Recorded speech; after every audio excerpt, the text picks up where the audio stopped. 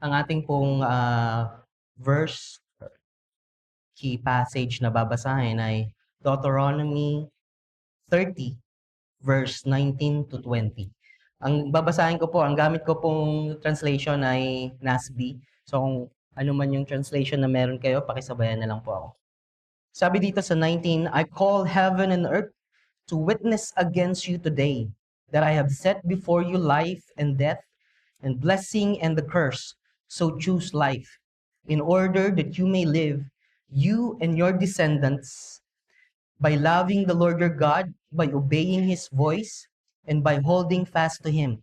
For this is your life and the length of your days, that you may live in the land which the Lord swore to your father, to Abraham, Isaac, and Jacob, to give them. This is the word of God. Thank you, Father, for your word. Alam niyo po, ang pagpapalit ng taon, alam natin na pag magpapalit na ay dito natin naiisip na gumawa ng New Year's resolution, gumawa ng mga sinasabi natin panata sa mga susunod na taon, kung anong sisimulan, ano yung i-continue natin, at ano yung ititigil natin sa nakaraang taon. Pero alam niyo po ba, sa loob ng 3 taon na nakalipas, nakaugalian ko na i-look back yung mga nangyari sa akin sa mga nagdaang taon. At nakaugalian ko na rin na laging magpasalamat. Hindi po ako sa nagyayabang, pero laging lumalabas sa aking labi 'pag magpapalit yung taon, sa sarili ko lang, sabi ko, "Lord, salamat at buhay pa ako." Nagagawa niyo po ba yun? Meron po ba kayong mga puntong gano'n sa buhay niyo na 'pag magpapalit yung taon, January 1, nasasabi niyo, "Lord, salamat at nabuhay ako ng isang taon pa uli. Isinustain niyo ako, binigyan niyo ako ng buhay na, alam mo hindi man, ligtas sa anumang problema, pero na-survive mo. Na-survive mo yung isang taon." Mga kapatid, hindi lamang pag-survive ng isang taon yung ibinibigay sa atin ng Panginoon nung nakilala natin siya. Dapat yung isang taon na nakalipas ay naging masaya tayo sa piling ng Panginoon. Dapat sa mga taon na dumaan, o hindi nga taon, dapat araw-araw. Aaminin ko sa inyo na sa tuwing gigising ako ng maaga, ah, sa yung isang taon na yon, mas marami yung 'pag nagigising ako, yung cellphone ko agad yung nahahawakan ko sa ilalim ng unan ko. Maaaring may katulad, ako sa inyo na gano'n, at merong parte ng pagkatao ko na naiinis ako kasi imbis na sabi ko sa sarili ko, kung gawin ko kayang Bible yung nasa ilalim ng unan ko at ang paggising ko ay mahawakan ko agad at makapagbasa, yun yung nasa isip ko. Pero ang totoo, 'pag ginagawa ko yan at sinisimulan ko, hindi ko rin naman nababasa yung Bible kasi bukod sa na ano pa, pupungas-pungas pa ako, yung mata ko ay may muta, hindi ako makakita. Hindi. Minsan hindi talaga magawa, hindi kayang gawin. Pero dito sa binasa natin, kung uulitin ko sa inyo, sabi niya doon, I call heaven and earth to witness against you today that I have set before you life and death, and blessing and curse. So choose life in order that you may live, you and your descendants.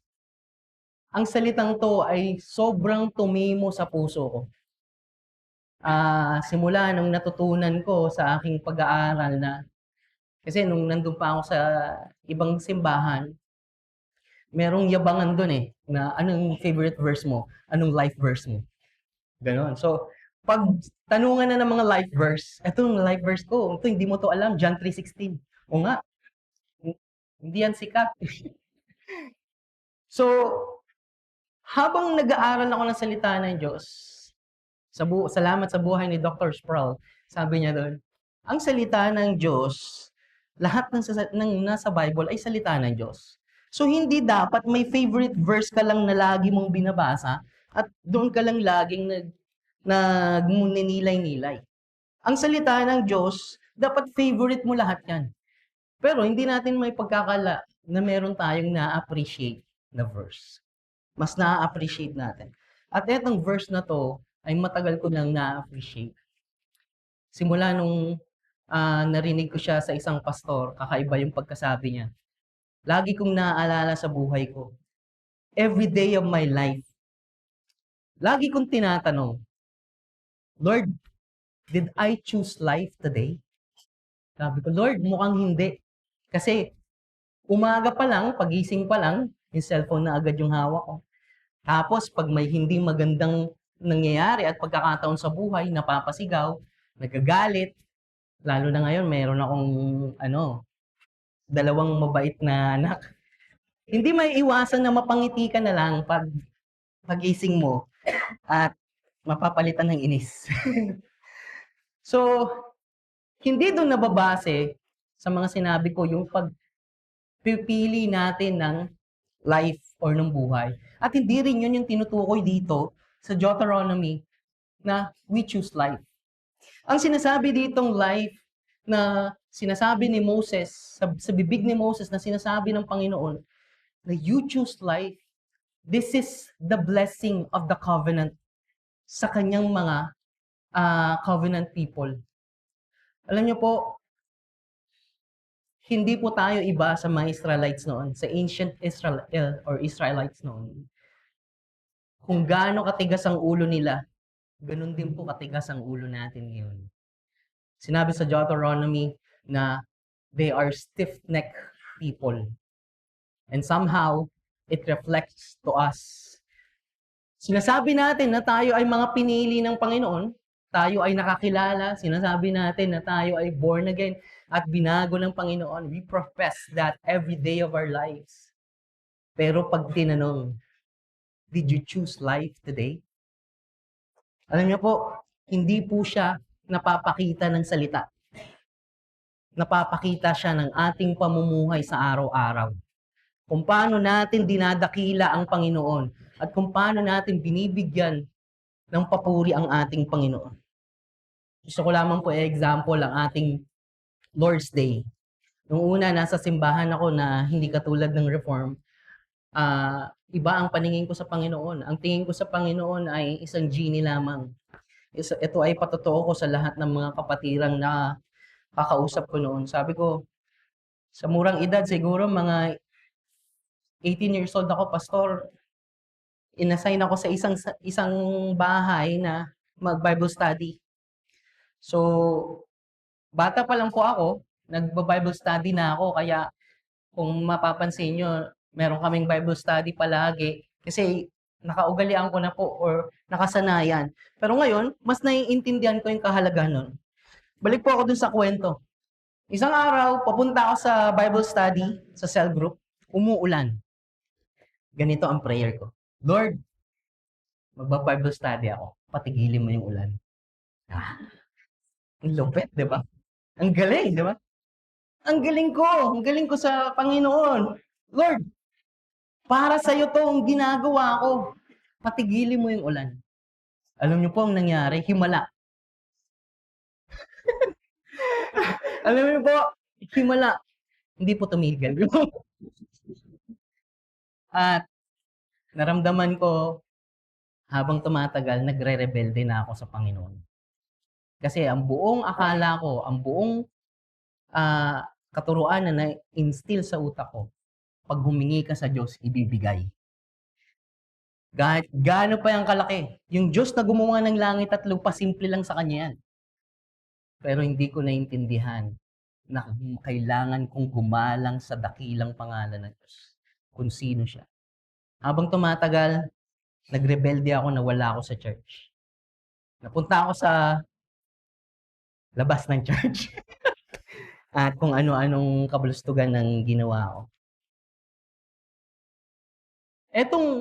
Etong pananaw ko sa Panginoon ay nabago simula nung naintindihan ko yung salita niya, yung katotohanan ng salita ng Panginoon. At laging dumarating sa pag-iisip ko, did you choose life today? Mas matindi yung impact niya sa akin ngayon kasi kilala ko na siya. At yung katulad ng mga taong Israelites noon na matitigas ang ulo at stiff-necked people, sabi ko ganito ako eh. Alam po, hindi ako slow learner, hindi rin ako fast learner. Marahil ganyan din po kayo. Pero ako po ay hard learner. Nakakayaman sabihin, pero hindi ako natututo hanggat hindi ako nasasaktan. At ganun din po sa atin malamang marami. Dahil ilang beses na natin nakilala ang Diyos, nakita na natin ang himala niya. Sabi niya dun sa 29, sa verse 29 ng Deuteronomy, sabi niya dun, nakita niyo na lahat ng ginawa ng Panginoon. Binigyan kayo ng pillar of fires sa gabi and pillars of clouds sa umaga. Pero anong ginawa niyo? Kayo ay lumihis pa rin ng landas. At sabi dun sa 29 verse 4, hindi niya kayo binigyan ng pusong nakakaintindi, ng matang nakakakita, at ng tengang nakakarinig. Tayo to sa panahon ngayon. Why? If we are going to church and we tell to ourselves that this is the Lord's day, ano man ang extra, natin, kumbaga yung iniisip natin na extra gagawin natin, dapat sinasantabi muna natin yun. Natalakay na naman natin yung pagtitinda dito sa simbahan. Alam niyo po, kung titignan natin yung pagtitinda noon, araw ni Jesus, at yung pagtitinda ngayon, ay malayong malayo kasi hindi naman natin to ginagawa para ipagpalit sa offering. Kumbaga, hindi natin pwedeng ihalin tulad yung ginagawa natin ngayong pagtitinda sa pagtitinda noon. Pero ang iniisip-isip ko at tinatanong ko sa sarili ko, pag naggagaya ka ba, Sabado pa lang, ano bang una mo? Ihanda yung mga, ipagtitinda mo? O inahanda mo yung sarili mo na harapin yung Diyos na sinasamba mo sa araw na ito? Dapat ba, bago mo ihanda yung damit na susuotin mo, ihanda mo muna yung mga paninda mo? Mga kapatid, hindi ko po kayo tinutuligsa. Binibigyan ko lang po kayo ng halimbawa. Ang araw na to ay totoong para sa Panginoon. Kung meron man tayong ibang layunin sa pagpunta dito sa simbahan, nawa, wag na po sana nating gawin or ulitin ngayong darating, ngayong taon na to. This is one of saying we choose life for the Lord. Kasi hindi tama na yung araw ng Panginoon ay napapalitan ng mga bagay na hindi naman nakakalugod sa Kanya. Hindi dapat pinagtatalunan to ng mga totoong nakakakilala sa Panginoon. Hindi dapat nagkakaroon ng pagtatalo-talo at hindi pagkakaintindihan. Pag sinabing na araw to ng Panginoon, ang puso at isip natin dapat ay nakatuon lang sa Panginoon. Ngayon, kung meron man tayong mga paninda at gusto nyo talagang ang layunin nyo ay makatulong, pag maghahanda kayo, bibigyan nyo kami ng parte ni Pastor. biro lang. Biro lamang po.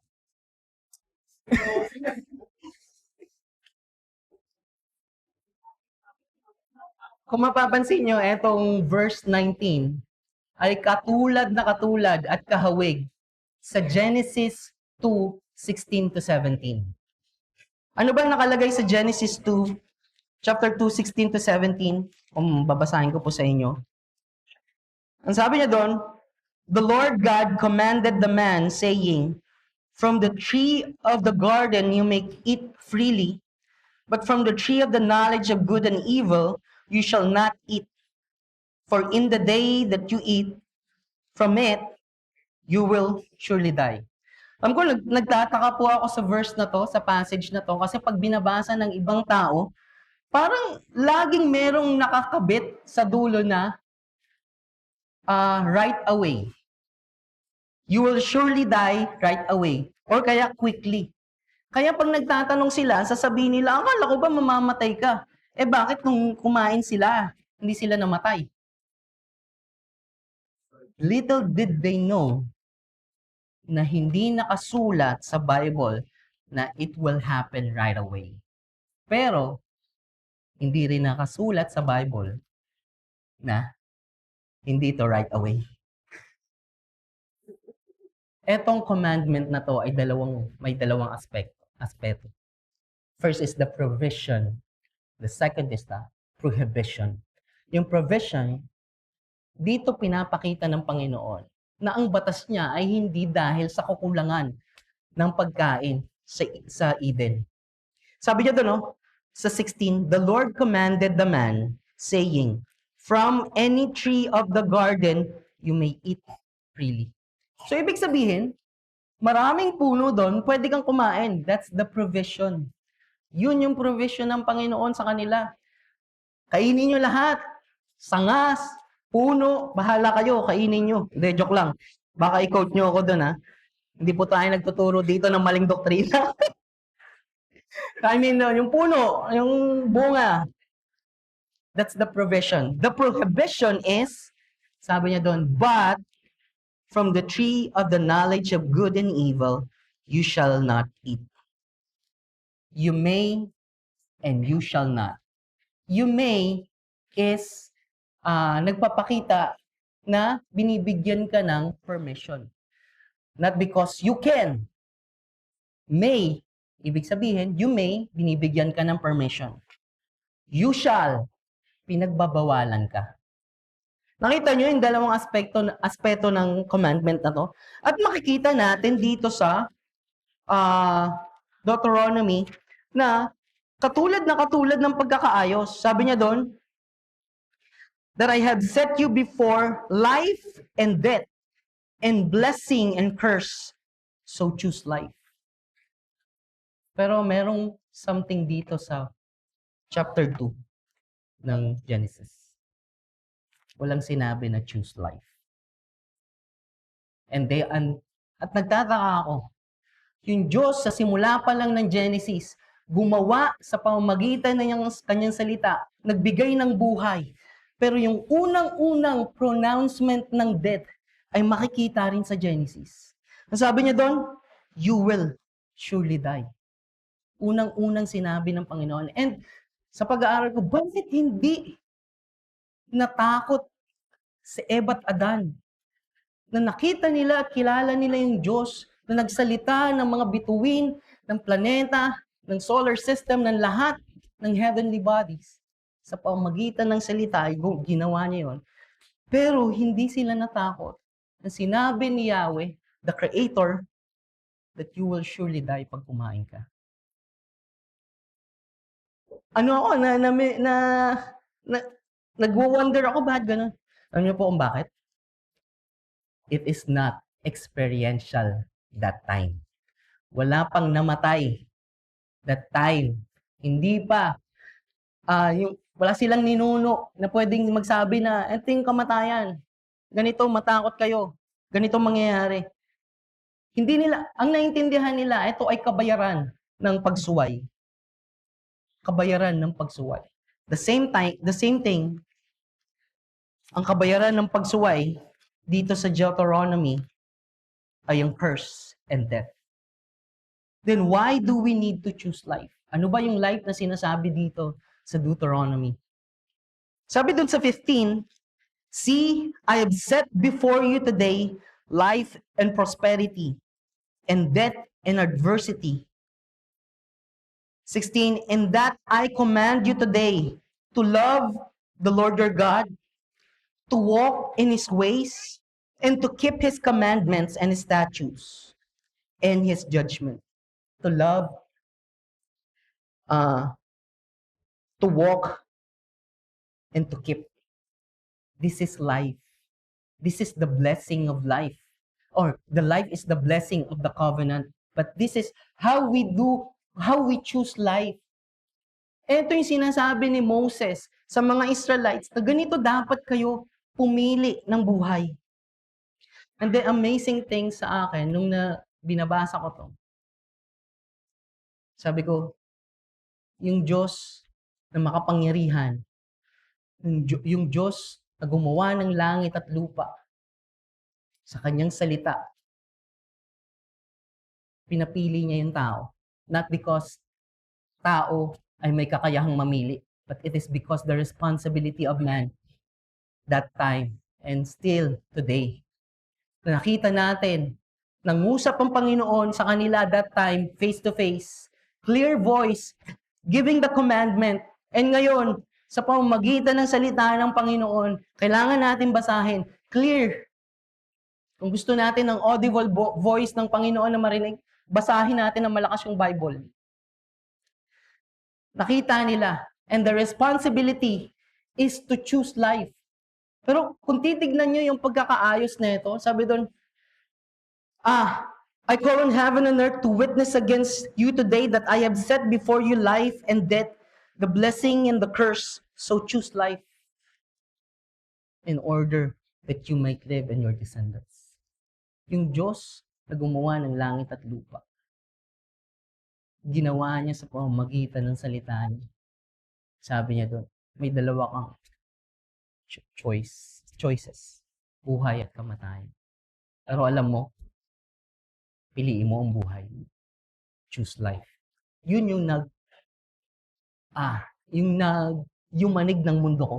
Why this God na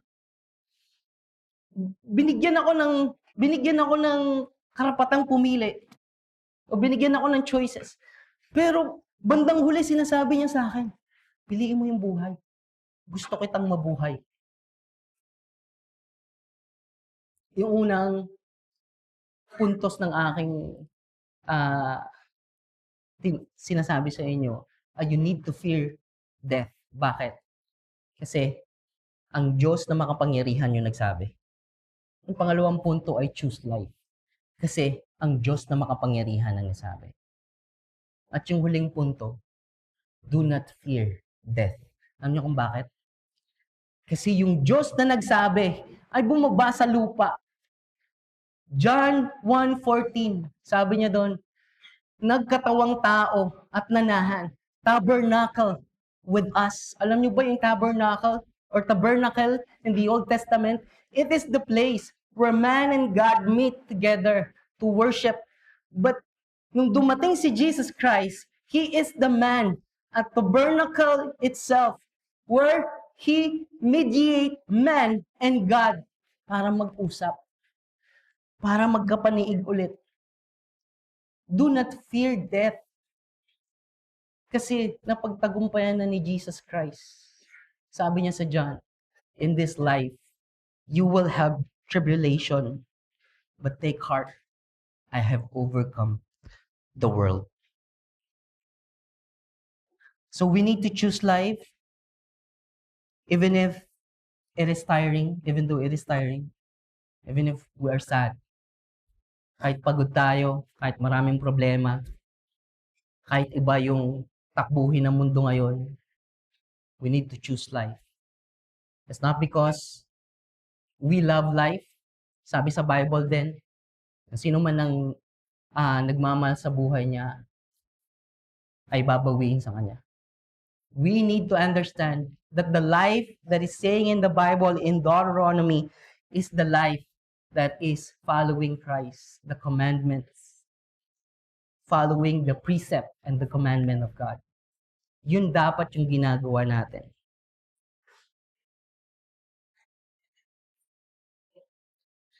And at last, this is how I view this verse, or I recite it in a different way.